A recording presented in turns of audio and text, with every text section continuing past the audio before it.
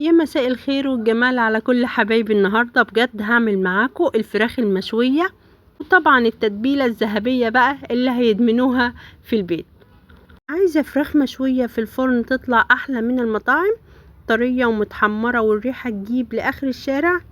الفيديو ده ليكي، تعالي بسرعة نشوف ايه سر التتبيلة. يلا بينا نقول بسم الله. زي ما انتوا شايفين المقادير بسيطة جدا وموجودة في كل بيت، بس السر كله في التريكات اللي هنعملها دلوقتي علشان الطعم يتغلغل جوه اللحم.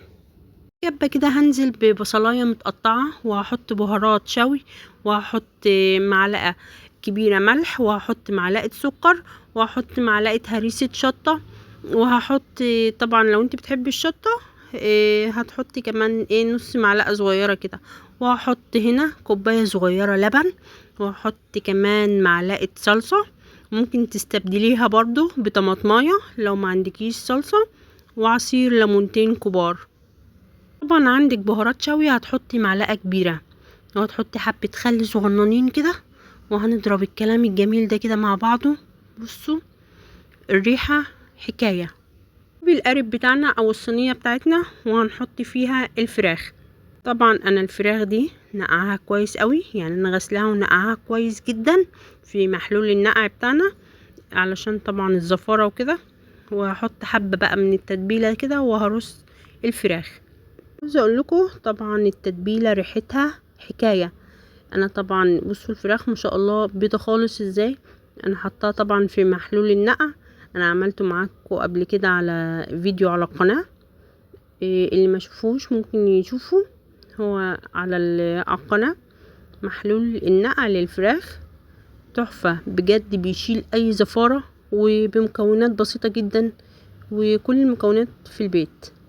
انا طبعا هنا دي فرخة كبيرة، وكنت مقطعاها بقى كده قطعة اهي، فانا حطيتها في قربين علشان القرب حسيت ان هيبقى ضيق عليها، فحطيتهم في قرب صغنن كده، حطيت فيه الصدور.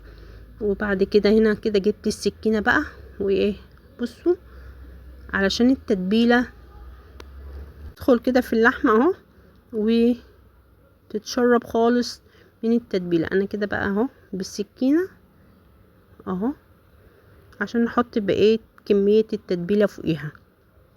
سهلة وبسيطة ومش هتاخد منك وقت خالص، وبجد الأطفال هيحبوها قبل الكبار. لو بتعجبك وصفاتي أتمنى الاشتراك في القناة، وما تنسينيش بقى باللايك الجميل، وتقولي لي بتتابعيني منين، وتقولي لي ايه رأيك في قناتي البسيطة. طبعا أحلى اخوات في الدنيا. يلا نكمل. أنا هنا بقى حطيت بقية التتبيلة اهو على الوش. عايزه اقول لكم شكلها يفتح النفس والله بجد، لو في عزومه لو في اي حاجه هتشرفك. الطريقه دي معتمده مع يعني الخلطه دي ممكن تعملي بيها حاجات كتير قوي، او انواع كتير قوي للفراخ، للشوي عامه، لتتبيله فراخ كده. ممكن تحطيها لو بتعملي شاورما، لو بتقطعي مكعبات صغيره كده، يعني هتعتمديها في حاجات كتير إيه للشوي او للفراخ او للحمه. قمت من النوم متأخرة ومحتارة تعملي ايه، ممكن تعمليها في دقايق. بصوا انا بقى بعد ما حطيت التتبيلة كده اهو في القربين، هبدأ بقى كده رشة زيت صغيرة كده على الوش اهو. التتبيلة بقى مع الزيت ده اللي هيدينا اللون الذهبي الجميل. اتمنى يعجبكم. بصوا حلويات بجد، الريحة لا تقاوم، وبالذات كمان لو جبت بقى حتة فحمة كده وولعتيها وحطيتها على ورقة كده ورشيت عليها حبة زيت صغننين. اتمنى تعجبكم.